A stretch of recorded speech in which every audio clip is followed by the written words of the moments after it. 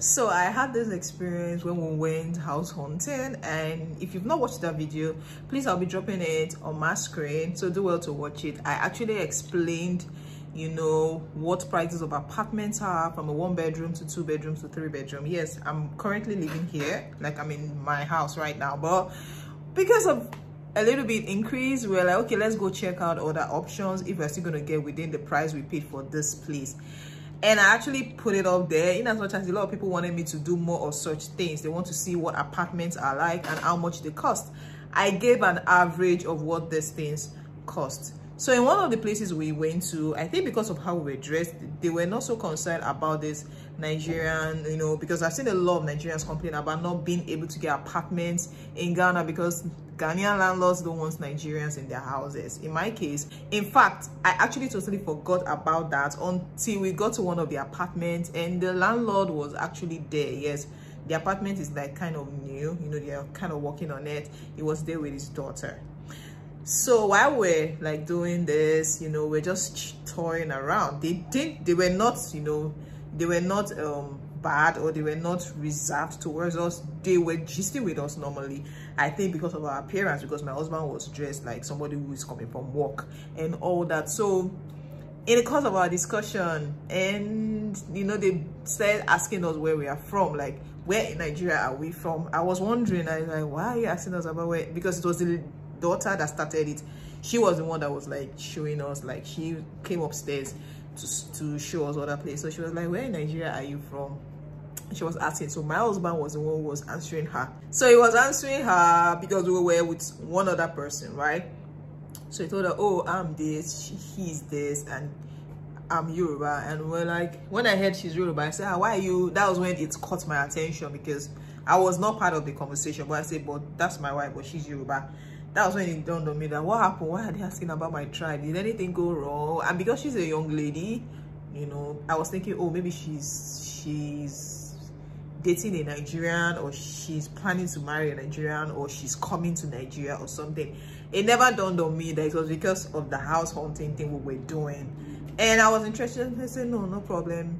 She now said, I was like, what's still my sister said, excuse me, why are you asking? Not that I was actually being jovial with her. Like I was just like, why are you asking? I want to know now. What happened? That's when she now kind of explained to us that they found out that there are kind of tribes in Nigeria that are not so good people. And that they've had experiences of such, and she has had several experiences of such, so she does not want to be a part. And I told her, I said, do we really look like people that are troublesome?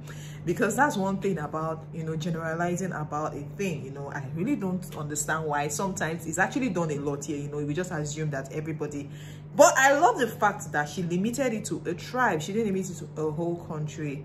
And I don't know if it's like a discussion they've had among landlords or, you know, caretakers about the particular tribe that is kind of troublesome in the country.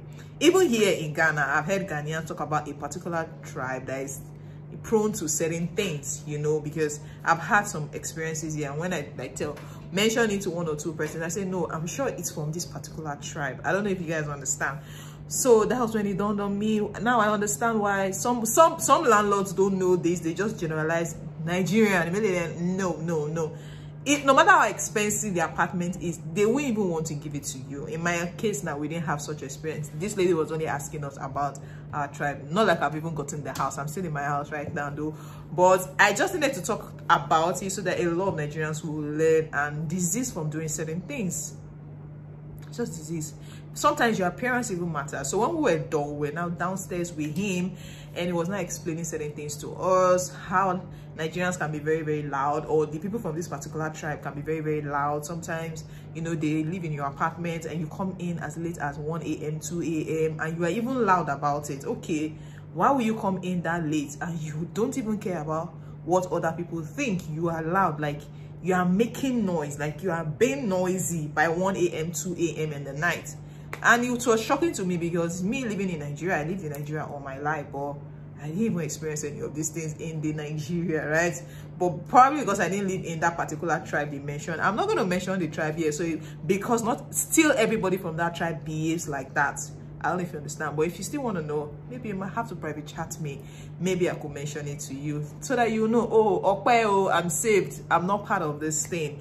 But even at that, I still look at it in some kind of way. Trust me, we have a lot of them here in Ghana, and the reputation they've given the country entirely is so damaging. Like, you'll be like, whoa, whoa, whoa, the kind of things you get to hear.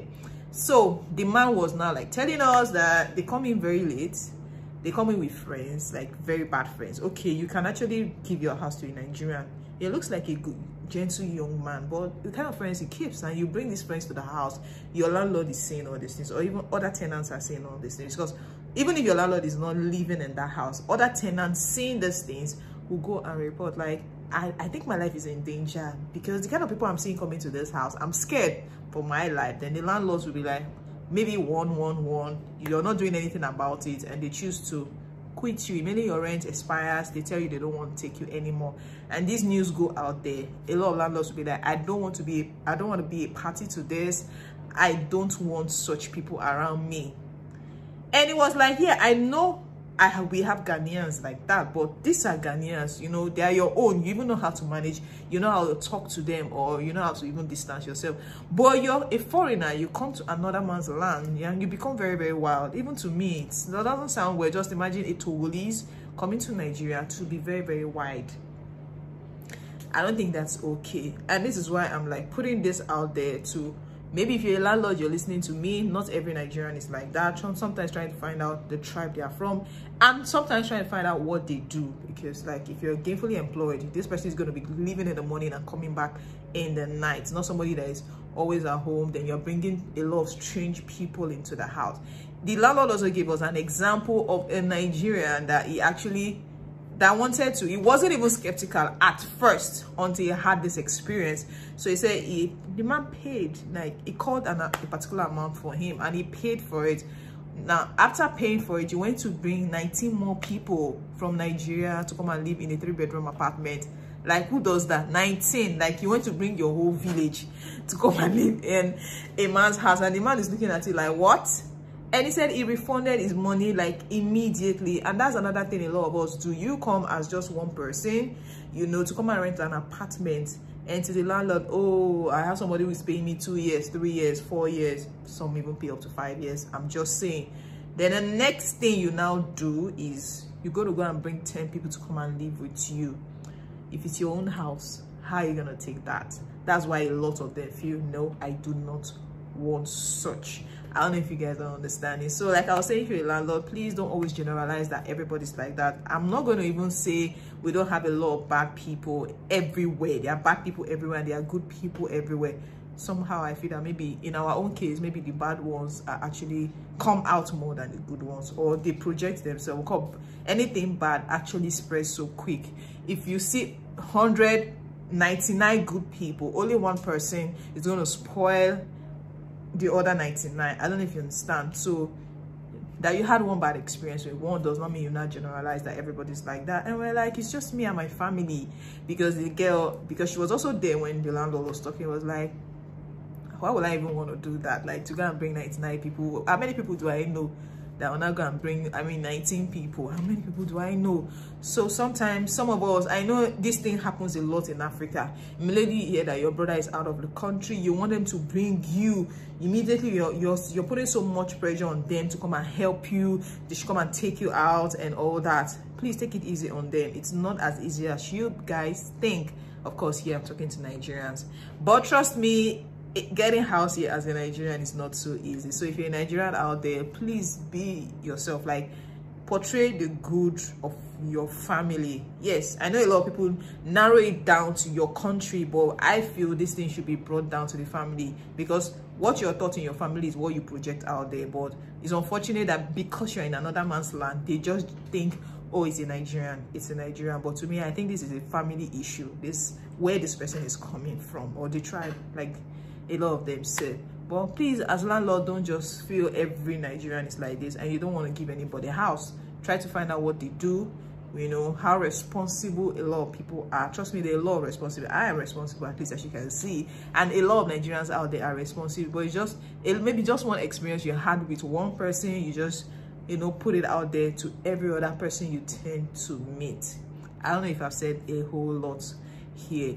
Even I've seen Ghanaians even complain about Nigerians taking their, you know, taking a lot of things from them. I don't subscribe to this myself, so please, let's be patriotic. Like, be good, be reasonable, be responsible out there. Don't imagine, yes, a lot of guys, even in Nigeria, even here, do nightlife, but when you're bringing in friends and family and you're noisy about the whole thing, you are bringing a lot of issues to other Nigerians that might have genuine reasons they are moving to Ghana. I don't know if you guys understand, both for the men, for the ladies, because I've heard a lot of things. I've seen a lot of things happen.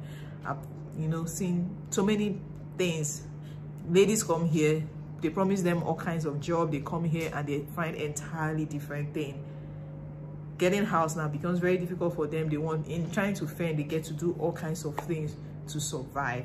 I'm not here to judge anybody, but I'm just like, please represent yourself well out there. This, you don't know how some of the things a lot of some of persons have done have been detrimental to other people, that nobody wants to hear you out. In our case, at least they heard us out, they were friendly with us, but I just wanted to hear from them, and they opened up to us. I don't even know if you're, yeah, whether we're going back there or not, but it was touching to me, and we're like, no, we are not like that. This is why we are here. We didn't even run from the country. We came because job brought us here, like work brought us here, right? And after a while, we're gonna leave and move to somewhere else. And I was like, I love the fact that you didn't generalize. I love the fact that you did your research to know the exact people who do this thing, so you don't rub it off on others. So I believe every other person should do the same. Try and find out, okay, which particular people in Nigeria are this way, and you might avoid them, or when you see them, go report them to the police. Like, let them be investigated if they are wrong. But as a Nigerian, please be your good self out there.